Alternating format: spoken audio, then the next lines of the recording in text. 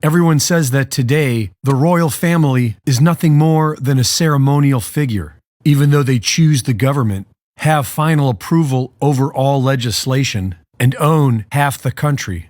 And so while we remember Queen Elizabeth, let us not forget how this incestuous family has used their own children to gain power.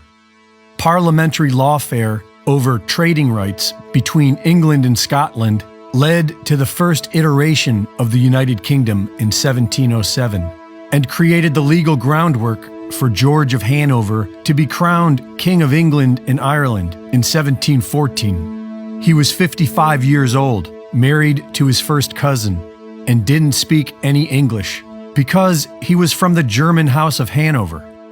The English people were not happy about this, and his coronation was met with riots all across the country, followed by years of rebellions.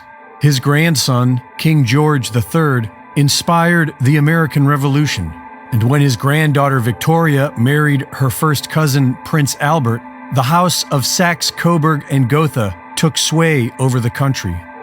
Throughout the First World War, the people of England were questioning the loyalty of the German bloodlines who ruled over them, which prompted the royal family to change their name to Windsor in 1917.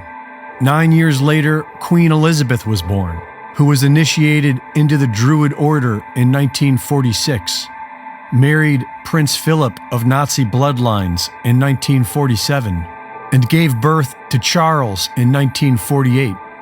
In 2010, William Coombs, survivor of Canada's infamous residential schools where the mass graves of children were found, claimed to have witnessed Queen Elizabeth and Prince Philip visit the Kamloops Residential School in 1964, where they took 10 of the children away with them, never to return. A year later, William Coombs dies in the hospital. In 1988, Prince Philip told the German press that he hopes to be reincarnated as a deadly virus to help with the population problem. And his son, King Charles, likes to joke on television how he is related to Dracula. His Royal Highness Prince Charles, who can trace his ancestry back to Romania's dark and distant past. The genealogy shows that I'm descended from Vlad the Impaler, you see. So I do have a bit of a stake in the country. As it were. These royals are the result of an incestuous breeding program wherein children were used as a way to gain power over the masses. So it's no surprise that they are caught up with the likes of Jeffrey Epstein, who made a living using children to leverage power, and Jimmy Savile, who had unfettered access to rape hundreds of children inside NHS hospitals and was a dear friend of King Charles. Along with Klaus Schwab, King Charles is a founder of the Great Reset.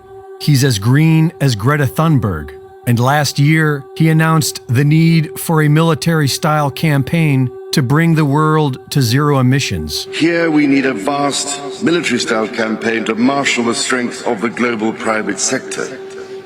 With trillions at its disposal, far beyond global GDP, and with the greatest respect, beyond even the governments of the world's leaders, it offers the only real prospect of achieving fundamental economic transition.